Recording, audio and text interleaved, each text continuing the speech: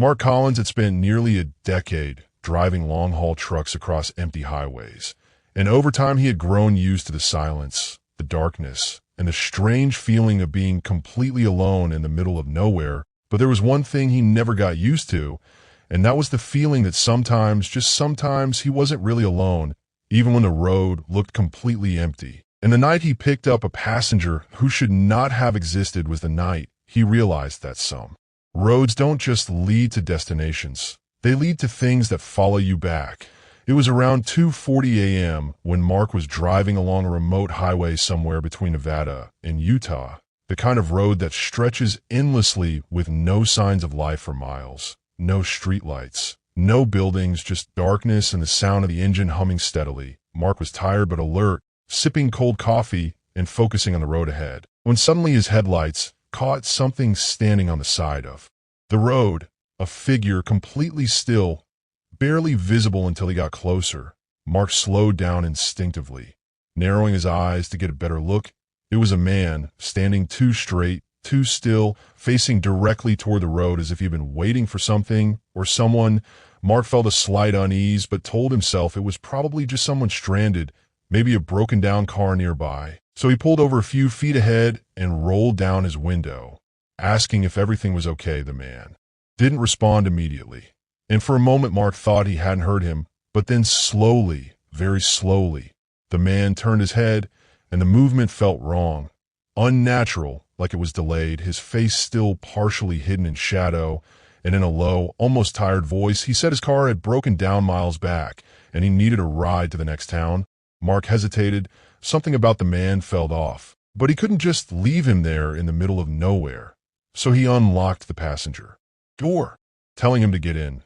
The man climbed into the truck without a word and closed the door quietly. And the moment he did, Mark felt it. The air inside the cabin suddenly became colder, heavier, like the space itself had changed. Mark tried to ignore the feeling and focused on the road, occasionally glancing at the passenger, who sat perfectly still, facing forward, not moving at all, not even adjusting his position. Mark tried to start a conversation, asking where he was headed, how long he had been out there, but the man gave short, quiet answers, barely speaking more than a few words, his voice flat and emotionless. After a while, the silence became unbearable, and Mark noticed something that made his grip tighten on the steering wheel.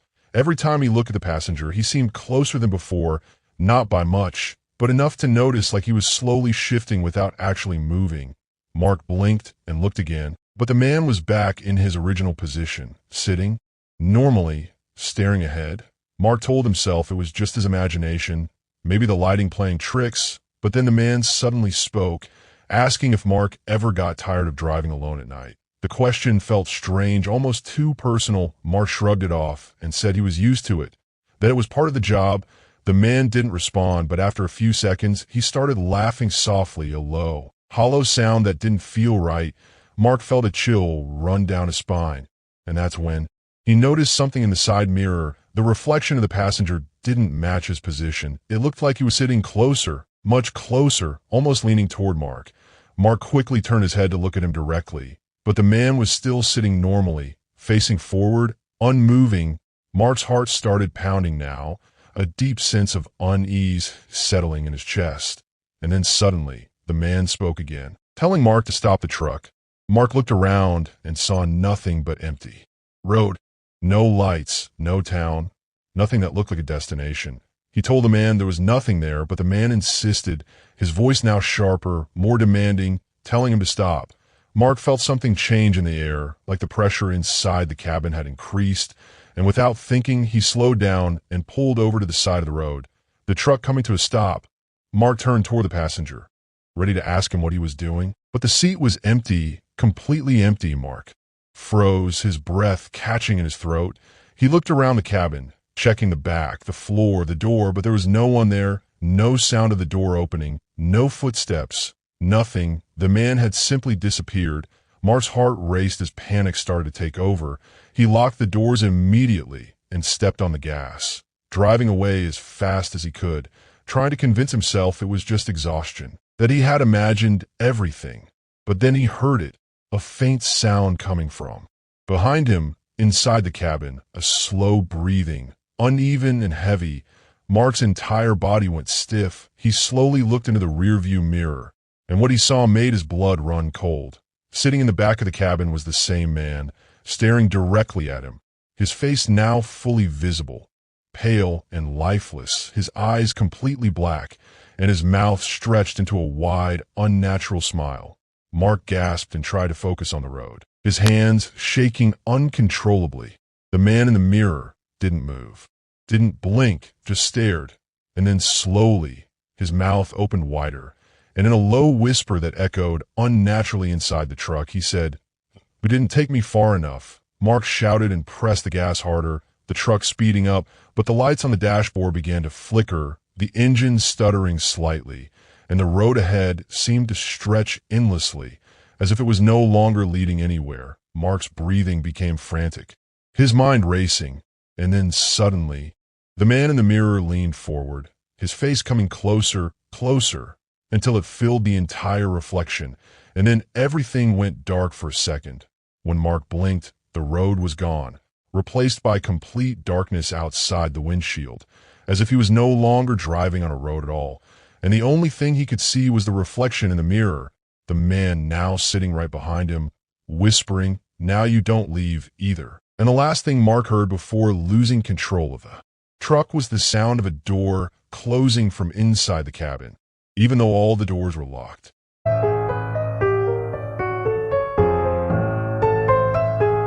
Daniel Brooks had always trusted the road, no matter how long or empty it was, because in his 10 years of truck driving, he believed that every highway eventually led somewhere.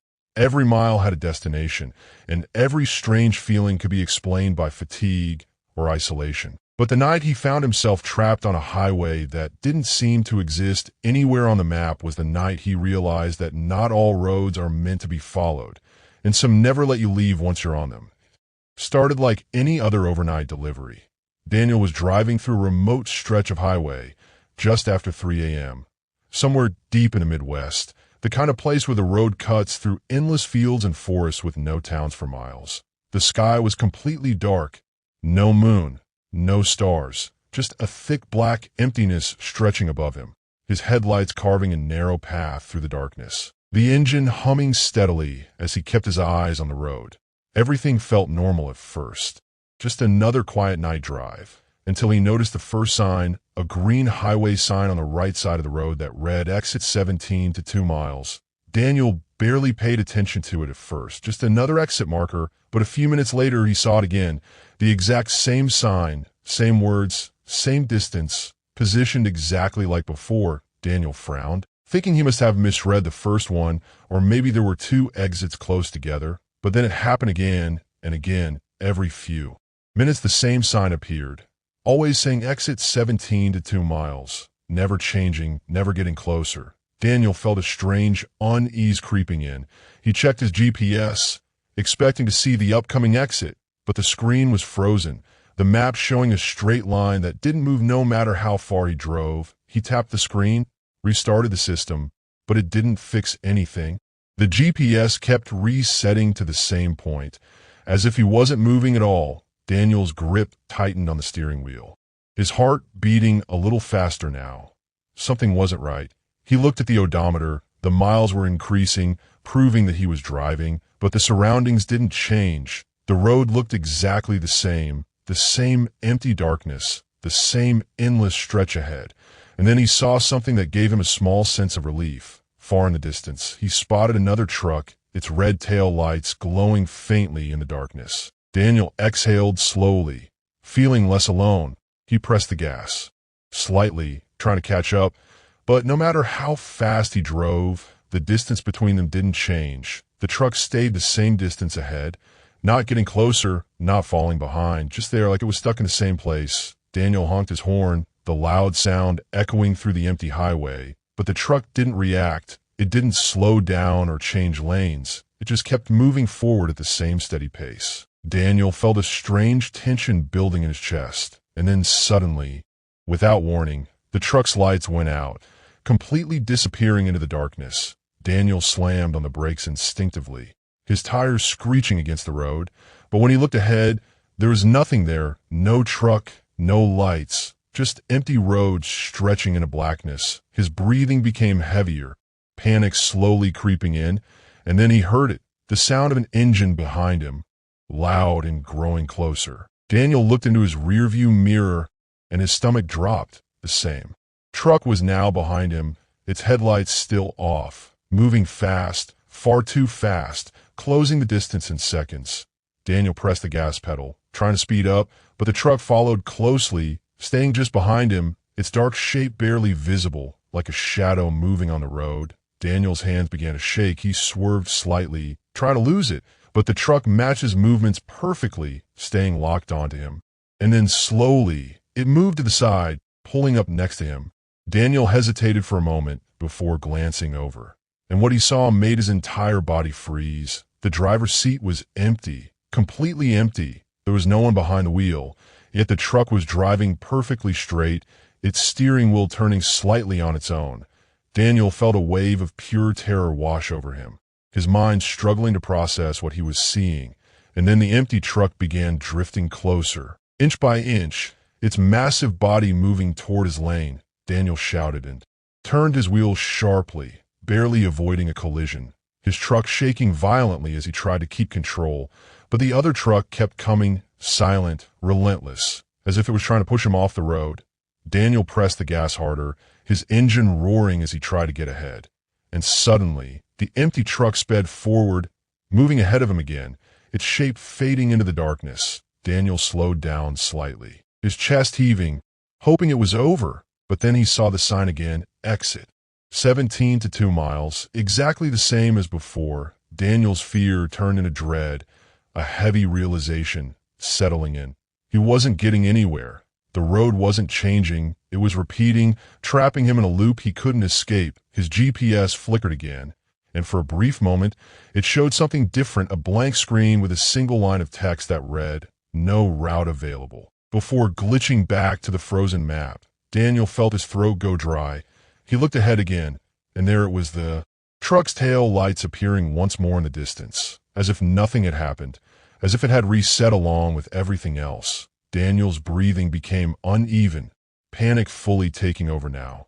He tried turning off the highway, looking for any exit, any side road, but there was nothing, just the same endless stretch, the same repeating signs, the same darkness. And then the truck ahead began to slow down, its lights dimming slightly. Daniel instinctively slowed as well, keeping distance. But the truck came to a complete stop in the middle of the road. Daniel hesitated, unsure what to do. The silence around him felt suffocating, and then slowly, the door of the truck ahead creaked open. Daniel leaned forward slightly, his eyes fixed on it. But no one stepped out, the door just stayed open, hanging in the darkness. And then he saw something move inside, a shape shifting in the driver's seat, something that hadn't been there before. Daniel's heart pounded in his chest. And then, very slowly, a figure stepped out of the truck, its movements stiff and unnatural, its form barely visible in the darkness. But one thing was clear, it wasn't human. Its limbs were too long, its posture wrong. And as it turned toward Daniel, he saw its face, pale and stretched, with black hollow eyes that seemed to absorb the light around them. Daniel gasped and threw the truck into reverse, backing away as fast as he could. But the road behind him didn't change. The same darkness stretched endlessly, and when he looked forward again, the figure was gone along with the truck, leaving only empty road. And then the sign appeared again, exit 17 to 2 miles. Daniel's mind felt like it was breaking, the repetition, the endless loop, the thing that kept appearing and disappearing. And then he realized something that made his blood run cold. The numbers on the sign had changed slightly, now reading, exit 17 to 1 mile. Daniel froze, staring at it, his heart pounding for the first time. The distance had changed, which meant he was getting closer to something that had been waiting for him at the end of this road. And as he drove forward slowly, unable to stop himself, the darkness ahead seemed to grow thicker, heavier. And in his rearview mirror, he saw headlights appear once again, the same truck returning, faster than before, as if it was making sure he didn't turn back. And the last thing Daniel realized before the road ahead completely disappeared into blackness was that this time there would be no loop, No reset, because whatever waited at exit 17 was finally within reach, and it had been waiting for him the entire time.